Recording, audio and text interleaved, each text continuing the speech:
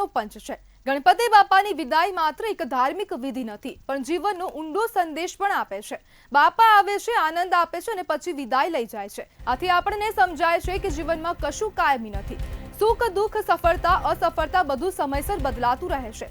વિદાયમાંથી બીજી મોટી શિખામણ છે કે નફરત નહીં, પરંતુ પ્રેમ રાખવો। આપણે બાપાને પ્રેમથી ઘરમાં લાવીએ છીએ અને પૂજા અર્ચના કરીએ છીએ, પરંતુ વિદાય વખતે છોડી દેવું પડે છે। વિસર્જન પર્યાવરણ પ્રેમનો સંદેશો પણ આપે છે। માટીની મૂર્તિ બનાવીને પાણીમાં વિસર્જન કરવું એ પ્રકૃતિને પાછું અપવાની પરંપરા છે। સમાજ માટે ગણેશ ઉત્સવ એકતા અને ભાઈચારો લાવે છે। વિદાયને વેળા સૌ સાથે મળીને આનંદ કરે છે। આ એકતાનો પાઠ આપણે આખું વર્ષ જીવવો જોઈએ। સૌથી અગત્યનું છે આશાવાદ। વિદાય વખતે સૌ કહે છે કે ગણપતિ બાપા મોર્યા, અગલે વર્ષ તું જલ્દી આ। એટલે કે વિદાય હોવા છતાં ફરીથી મળવાની આશા છે। ગણપતિ બાપાની વિદાય આપણને શીખવે છે જીવનમાં બદલાવ સ્વીકારવો, પ્રેમથી જીવવું, પર્યાવરણ સાચવું અને હંમેશા આશાવાદી રહો। ત્યારે આજે ગણપતિ બાપાનું વિસર્જન છે અને આજે ગણપતિ બાપાના વિસર્જનની ધામધૂમપૂર્વક ઉજવણી થઈ રહી છે અને શહેરના અનેક જગ્યાએ ગણપતિ વિસર્જન થઈ રહ્યું છે। બાપાની વિદાય અને જીવનની શિખામણ આપણે અપનાવવી જોઈએ અને શું આપણે ગણપતિ વિસર્જનમાંથી શીખેલી બાબતોને જીવનમાં અપનાવીએ છીએ તેને લઈને પણ હવે આપણે જોવું જોઈએ। શું પર્યાવરણને નુકસાન કરતી વિધિઓ બદલાઈ રહી છે? આજે ગણપતિ વિસર્જન છે અને શહેરમાં અનેક જગ્યાએ ગણપતિ વિસર્જનનો આ ઉત્સવ ઉજવવામાં આવી રહ્યો છે। ક્યાંક કોક ભીની આંખે ગણપતિ બાપાને વિદાય આપી રહ્યું છે। ત્યારે આપણી સાથે બ્રહ્મ સમાજના મહિલા પ્રદેશ પ્રમુખ છાયા ત્રિવેદી જોડાઈ ગયા છે। છાયાબેન, શું આજની પેઢી ગણપતિમાંથી સાચો સંદેશો સમજે છે?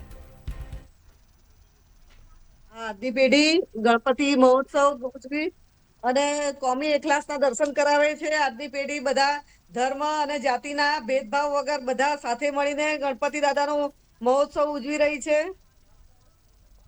છાયાબેન, શું પર્યાવરણને જે રીતને નુકસાન પહોંચાડવામાં આવી રહ્યું છે, ગણપતિ જ્યારે આવે છે ત્યારે તેમાં પીઓપીની પણ મૂર્તિઓ બનાવાઈ રહી છે, તો તેની વિધિમાં આપણે ક્યાંક કચાશ કરી રહ્યા છે? મોટા ભાગે હવે ઘરે બધા માટીના ગણપતિ બનાવે છે અને નદી નાળાઓમાં તળાવોમાં પહેલા વિસર્જન કરતા હતા। હવે પણ પબ્લિક જાગૃત થઈ ગઈ છે લોકો, અને એ લોકો સોસાયટીમાં કુંડ બનાવીને અથવા તો વાસણોમાં પણ વિસર્જન કરી રહ્યા છે। એટલે થોડો જાગૃતતા આવી રહી છે સમાજમાં અને લોકોમાં। છાયાબેન, જે પ્રમાણે હવે ગણપતિ બાપા વિઘ્ન હરતા છે, તો પછી આપણે સમાજમાંથી વિઘ્ન દૂર કરવાનો પ્રયત્ન કરી રહ્યા છે?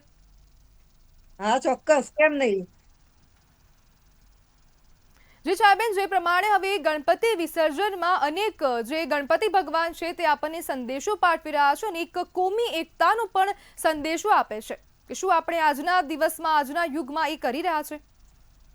હા સર, બધા જાતિ જ્ઞાતિના અને બધા ધર્મના લોકો સાથે મળીને ગણેશોત્સવ ઉજવી રહ્યા છે અને બાળકોમાં અને યુવાનોમાં યુવાન પેઢી પણ ધર્મ અને જાતિના ભેદભાવ વગર બધા સાથે મળી અને ગણપતિ મહોત્સવ ઉજવી રહ્યા છે। જી છાયાબેન, જોડાવા બદલ આપનો આભાર।